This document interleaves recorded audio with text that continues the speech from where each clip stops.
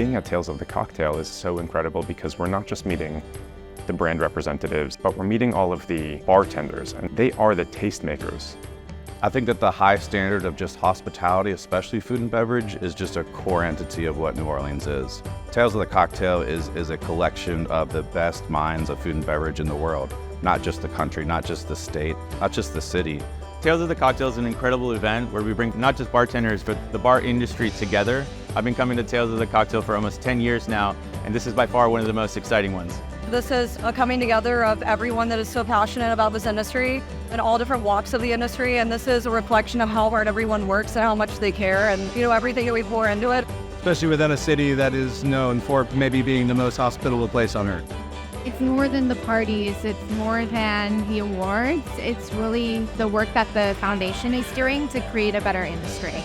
Sometimes we forget how important the community is. The fact that we ended up all year in New Orleans celebrating the craft of cocktails, meeting old friends, making new ones. I'm grateful to be here, and every year it gets better. It's a space and a place that we as cocktail or hospitality individuals have managed to build community in.